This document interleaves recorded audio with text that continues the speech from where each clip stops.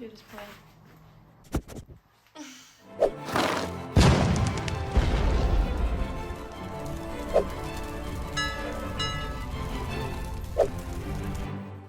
First, the new Bektashi country, and now a border change in Europe.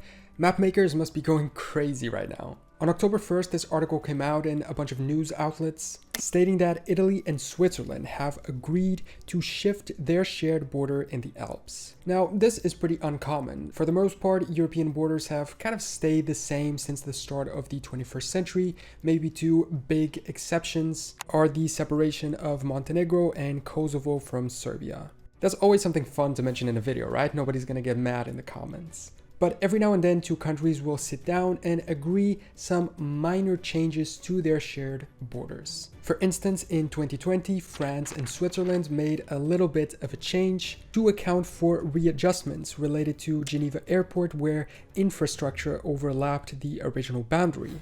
In 2009, following a ruling from the International Court of Justice, Romania and Ukraine finally set their border along the Black Sea and divided the resources around Serpent Island. Or in 2014, when Germany and the Netherlands adjusted their border along the Elms River because over time the flow of the river had shifted its location. And now in 2024, Switzerland and Italy are doing something similar too, and the reasons are similar to the cause of the German-Dutch border change as well. So in this video, we are going to learn where the border is changing, in what way, and why. By the way, I just did the Patreon giveaway of the painting, the one that I did of the channel logo icon thing, and I will be shipping this amazing piece of art to the lucky winner. I'm going to be doing a few more giveaways on Patreon, so if you want a chance to participate, make sure to support me directly on it. But now let's get back to the border.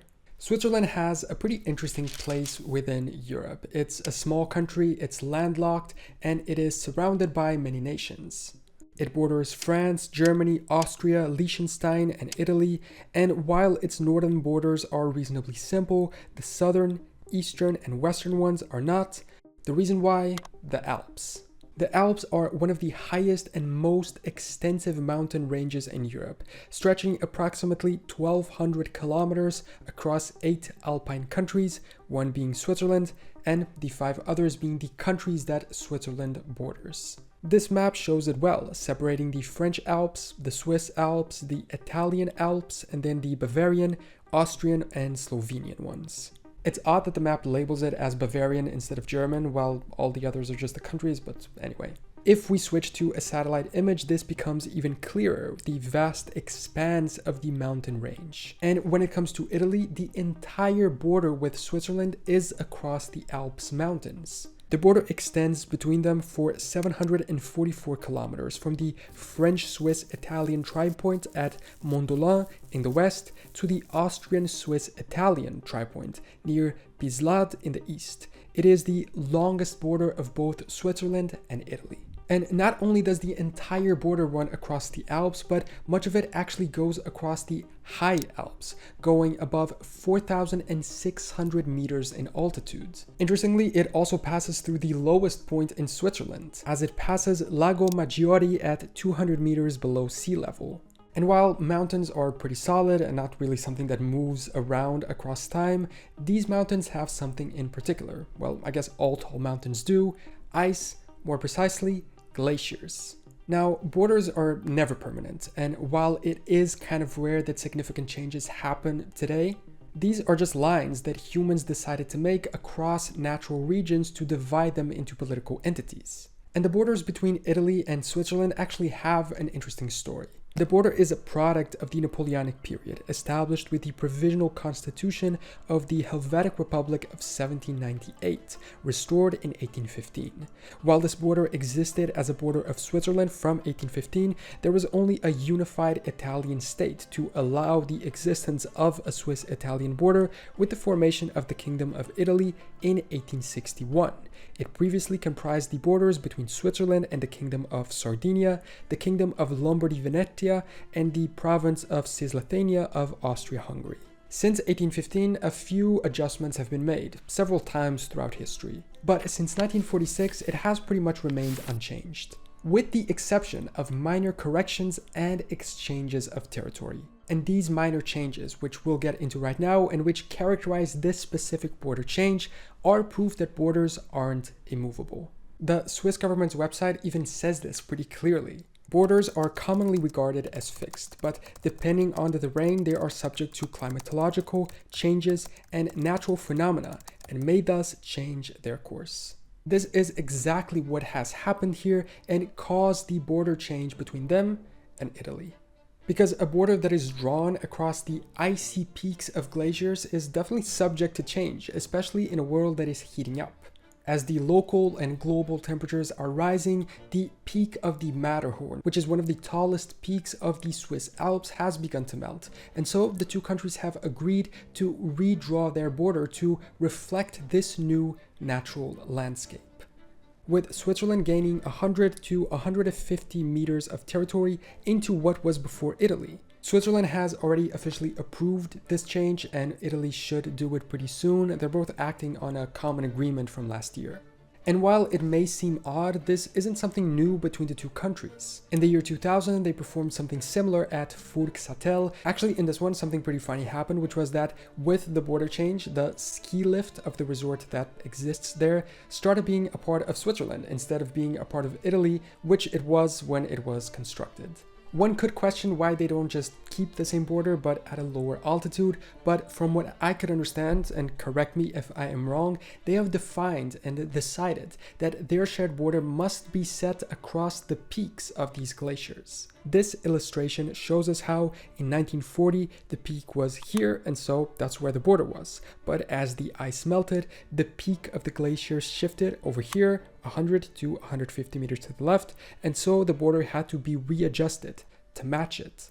And they actually have an online map that's kind of interactive, which shows us how the border has changed in all of these tiny details in various places. We can see the old 1940 borders along the black crosses and the new adjusted one in the pink line. While the lines still match in many places, they're far apart in many others too, even if just a little bit. And a good selection is presented to us to showcase these changes by Swiss Topo, the Federal Office of Topography of Switzerland. At L'Aller, it's only a tiny bit of an adjustment between the black crosses and the pink line. But at Genève-Cottrin, it's much more significant, with the border being pushed back quite a lot into Switzerland. So while in this more recent case, Switzerland actually gained a little bit of land, there's a lot of other cases in which it loses it. At Douane de Bardonnay, they also lost it, in this case to France, and it seems like in the middle of the actual city that's at the border. At Barrage de Livigno, it's pretty much the same, just slightly adjusting it along the river course, while at Barrage de Mosson, there's a big change again, with Swiss territory growing towards the south, something that also happens in this final example of Barrage du Val d'Ilay, when instead of continuing in a vertical line, the border extends tremendously to the west to add this rectangle of territory to Switzerland.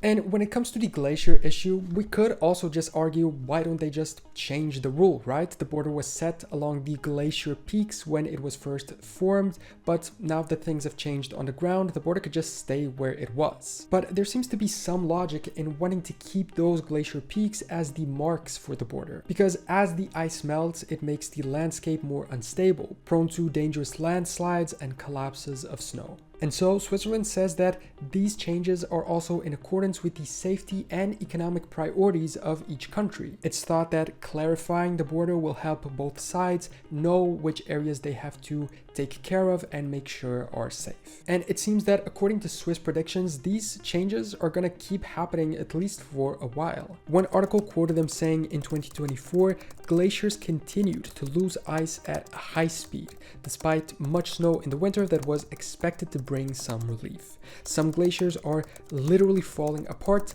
small glaciers are disappearing. Statistics show that in 2024, Switzerland's glaciers lost about 4% of their size, compared to 6% of loss in the previous year. So it's very likely that as they continue to melt in the future, Switzerland and Italy will have to continue adjusting their border until the ice stops melting or all of it is gone. And interestingly, this seems to be exclusive to the border of Switzerland with Italy, even though Switzerland also shares these alpine borders with France and Austria. The Swiss government states that there are no snow fields or glaciers along the other alpine borders between Switzerland and France or Austria, which could result in any positional changes. However, the border between the canton of Geneva and France has a total of around 103 kilometers, 50 of which pass through the middle of rivers. Over time, and as a result of flooding, maybe from the melting of the glaciers as well, these rivers have shifted their course, showing that in various places the border has changed and will have to change as well.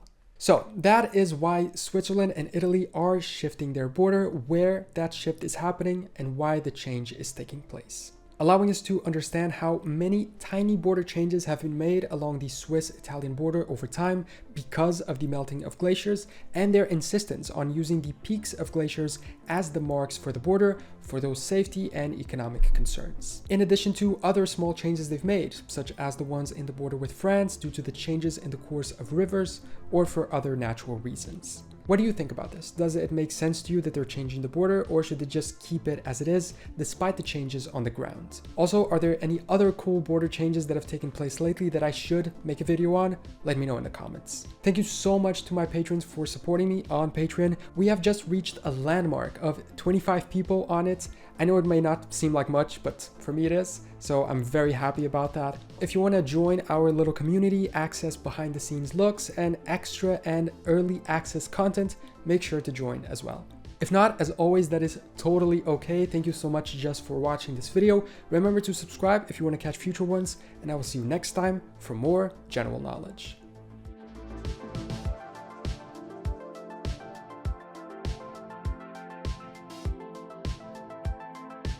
Which Moomin Cup do I have to show you today?